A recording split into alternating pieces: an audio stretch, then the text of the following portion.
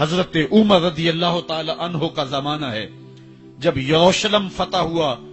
حضرت ابو عبیدہ بن جراح رضی اللہ تعالی عنہ حضرت عمر کو دعوت دیتے ہیں کہ آپ مدینے سے چلیں اور یروشلم میں پہنچیں.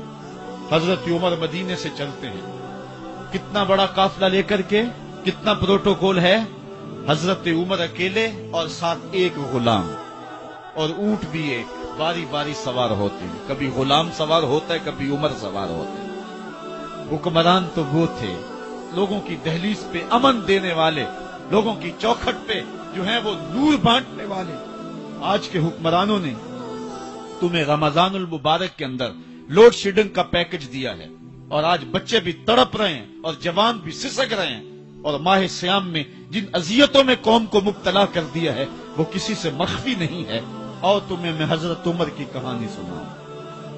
حضرت عمر جن کو تخت حکومت پہ بیٹھتے تھے اور ان کا تخت کو سونے زبرجد کا نہیں تھا, مسجد نبوی کی چٹائی تھی, اور سارا دن وہاں بیٹھ کے لوگوں کی باتیں سنتے, اور جب رات کے اندھیرے گہرے ہوتے عمر بھیس بدل کے مدینے کی گلیوں کا گشت کرتے.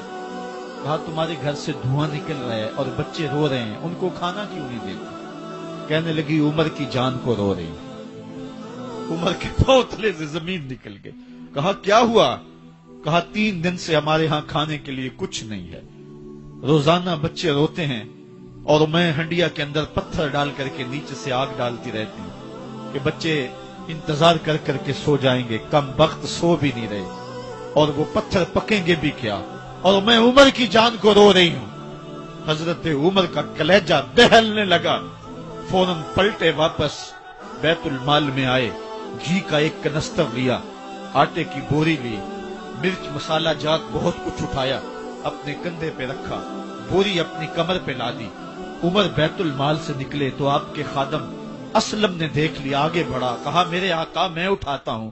عمر کی آنکھوں میں آنسو ہے. کہا اسلم قیامت کے دن میرا بوجھ اٹھا لو گے؟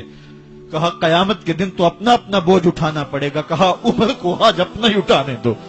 حضرت عمر وہ گھی کا کنستر اور وہ آٹے کی بوری سر پہ اٹھائے ہیں اور اس خاتون کے گھر جاتے ہیں اور دستک دیتے ہیں. وہ جب دیکھتی ہے اس کی جان میں جان آ جاتی ہے. کہا جلدی جلدی آٹا گوندو, اور عمر سبزی کاٹنے لگ جاتے ہیں. حضرت عمر رضی اللہ تعالی عنہ سبزی تیار کر دیتے, ادھر آٹا گند جاتا ہے اور پھر اوپر چولہا رکھا جاتا ہے, چولہے کے اندر آگ رکھی جاتی ہے, وہ کھانا پکانے لگتی ہے, آگ بجھتی ہے. تاریخ نے لکھا ہے آگ بجھنے لگتی ہے, عمر جھک کر کے پھونکے مارتا ہے. عمر جھک جھک کے پھونکے مارتا ہے. کھانا پک گیا اور بچوں کے سامنے کھانا رکھ دیا, بچے کھا رہے ہیں. اب بچے رو رو کے نڈال ہو چکے تھے. حضرت عمر اپنے ہاتھوں کو اور اپنے گھٹنوں کو اور اپنے پاؤں کو زمین پہ لگا کے, جس طرح بکری کا بچہ چلتا ہے, ویڑے کے اندر کبھی ادھر چلتے ہیں کبھی ادھر چلتے ہیں, تاکہ بچے مجھے دیکھ کے خوش ہوں اور دل میں کہتے عمر جتنا رلایا ہے اب اتنا ہنسانا بھی پڑے گا. تو کبھی عمر امیر المومنین, یہ میں کسی آج کے جو ہے وہ لوگوں کے ووٹوں پہ منتخب ہونے والے حکمران کی کہانی نہیں سنا رہا, میں اس عمر کی کہانی سنا رہا ہوں جو 23 لاکھ مربع میل کا حکمران ہے, آدھی دنیا کا بادشاہ ہے. حضرت عمر جو ہے جس طرح بکری کا بچہ چلتا ہے اس طرح اپنے ہاتھ اور اپنے گھٹنے زمین پہ ٹیک کر کے جو ہے وہ اس طرح چلتے ہیں. بچے عمر کو دیکھ کے مسکراتے ہیں. جب بچے مسکرانے لگے تو حضرت عمر نے اس خاتون سے کہا بڑھیا عمر کو معاف کر دے. اس نے کہا تو اتنی ہمدردی کیوں کرتا ہے؟ کہا عمر بیچارہ بڑا پھنسا ہوا ہے, فکر ہے اس کو یرموک و فسطاط و حلوان کی, جب فتح ہے مصر تو تیاری ہے ایران کی.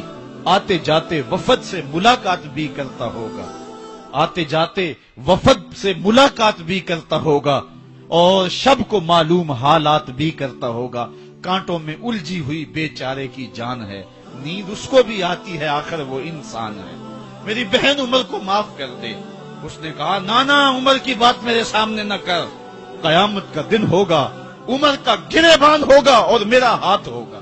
جب اس نے یہ بات کہی تو عمر برداشت نہ کر سکے, بچوں کی طرح بلک بلک کر رونے لگے. کہا وہ بد نصیب عمر تیرے سامنے ہے, آج ہی کہلا جو کہنا ہے, قیامت کے دن مجھے معاف رکھنا. اس نے کہا تو عمر ہے؟ کہا بدنصیب عمر تیرے سامنے کھڑا ہوں۔ میرے عمر کہتے ہیں اگر دجلہ کے کنارے ایک بکری کا بچہ بھی پیاسا مر گیا اس کا حساب بھی عمر سے لیا جائے گا۔ اللہ اکبر۔ میں اس حضرت عمر کی کہانی سنانے لگا تھا۔ حضرت عمر نکلے یروشلم میں، ایک اونٹ ہے، ایک غلام ہے، کبھی وہ سوار ہوتا ہے، کبھی آپ باری مقرر کی ہے۔ جب قریب پہنچے یروشلم کے تو عمر کی باری نکیل پکڑنے کی اور غلام کی باری اوپر سوار ہونے کی آ گئی۔ غلام نے کہا آقا میں مرضی سے اپنی باری چھوڑتا ہوں، آپ آ جائیں، دشمنوں کے مفتوحہ علاقے میں آ رہے ہیں، تازہ تازہ علاقہ فتح ہوا ہے، اسلام کی شان و شوکت ظاہر ہو۔ عمر نے کہا اسلام کی شان و شوکت ایسے ظاہر نہیں ہوتی ہے، اپنی باری پہ تم بیٹھو گے، اپنی باری پہ میں بیٹھوں گا۔ لوگ منتظر کھڑے ہیں، دور سے جب دیکھا کہا اس کی ہیبت سے کانپتے تھے ہم، یہ تو کوئی حبشی لگتا ہے، رنگ کالا ہے، ہونٹ موٹے ہیں، اس سے تو زیادہ حسین اس کا غلام ہے جو آگے آگے چل رہا ہے۔ حضرت ابو عبیدہ نے کہا دھوکہ کھا رہے ہو، ہمارا آقا وہ نہیں ہے جو اونٹنی کے اوپر سوار ہے، ہمارا آقا وہ ہے جو لگام تھامے آگے آگے چل رہا ہے۔ حضرت عمر رضی اللہ تعالیٰ عنہ کو آگے بڑھ کے جابیہ کے مقام پہ حضرت ابو عبیدہ بن جراح نے استقبال کیا تو حضرت عمر آگے بڑھے اور انہوں نے آگے بڑھ کر کے حضرت ابو عبیدہ کے دونوں کندھوں پہ ہاتھ رکھا اور سنو حضرت عمر نے کیا کہا، کہا لا الہ الا اللہ انا کنا اذل قوم فاعزنا اللہ بالاسلام۔ کہا کہ لا الہ الا اللہ، اے ابو عبیدہ بن جراح ہم ایک ذلیل قوم تھے اور اللہ نے ہمیں اسلام کی وجہ سے عزت عطا کی ہے، اور میں تمہیں ایک تاریخ ساز بات کہنے لگا ہوں اور وہ یہ ہے کہ جب تک ہم اس عزت والے اسلام کے دامن کو تھامے رہیں گے ہماری عزت قائم رہے گی، اور جب اسلام کے علاوہ کسی اور جگہ سے عزت ڈھونڈیں گے تو رسوا کر کے رکھ دیے جائیں گے۔ یہ ہے وہ خلاصہ جو حضرت عمر نے امتوں کے عروج و زوال کا بیان کیا ہے۔ اس امت کو جو خیرات ملی ہے تخت و تاج کی، وہ پینٹاگون سے نہیں ملی، وہ واشنگٹن سے نہیں ملی، وہ وائٹ ہاؤس سے نہیں ملی، وہ محمد عربی کے جوڑوں کا صدقہ ملی ہے۔ اس لیے جب ہم نے اسلام سے انحراف کیا، پاکستان حاصل کیا گیا تھا، پاکستان کا مطلب کیا؟ لا الہ الا اللہ۔ ہم نے اس نعرے کو چھوڑ دیا ہوا ہے، ہم نے انحراف کر دیا ہے۔ آج ہماری نظریں مغرب کی طرف لگی ہیں کہ تخت و تاج اس سے نصیب ہوتے ہیں اور دنیا کے اوپر ہم رسوا ہو کے رہ گئے۔ ہماری پستی، ہماری زبوحالی، ہماری ذلت کا سبب یہ ہے کہ جس جگہ سے ہمیں عزت ملی تھی ہم نے وہ مرکز ہی چھوڑ دیا ہے۔ اس مرکز حیات کو، اس مرکز زندگی کو، اس مرکز عزت کو ہم نے چھوڑ دیا ہے اور دنیا کے اوپر ہم رسوا ہو رہے ہیں۔ انہی حضرت عمر کی کہانی ہے۔ وادی تہامہ سے گزر رہے تھے کہ بچوں کی طرح بلک بلک کے رونے لگے۔ کہا عمر جوان آدمی ہو اور بچوں کی طرح بلک کے رو رہے ہو؟ کہا تم نہیں جانتے، مجھے بچپن کی کہانی یاد آ گئی۔ کہا کیا کہانی ہے؟ کہا یہی عرض تہامہ تھی، میرے باپ خطاب نے مجھے 5 اونٹ دیے تھے، کہا انہیں لائن میں کھڑا کرو سیدھا۔ میں آگے والا سیدھا کرتا تھا، پیچھے والا ٹیڑھا ہو جاتا، پیچھے والا سیدھا کرتا، آگے والا ٹیڑھا ہو جاتا۔ میرے باپ خطاب نے مجھے بڑا مارا۔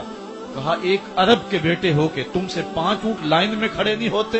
کہا ایک زمانہ عمر پہ وہ تھا کہ اس سے 5 اونٹ لائن میں کھڑے نہیں ہوتے تھے، اور آج شرق سے لے کر غرب تک 23 لاکھ مربع میل کی حکمرانی اور انسان بھی لائن میں کھڑے ہیں۔ یہ محمد عربی کے جوڑوں کا صدقہ نہیں ہے تو اور کیا ہے؟ عمر سے تو 5 اونٹ لائن میں کھڑے نہیں ہوتے تھے۔ تو یہ عزتیں، یہ تخت و تاج، یہ حکومتیں ہمیں حضور کی دہلیز سے ملی۔ جب ہم نے اس دہلیز کو چھوڑ دیا تو دنیا کے اوپر رسوا ہو گئے اور ذلیل کر کے رکھ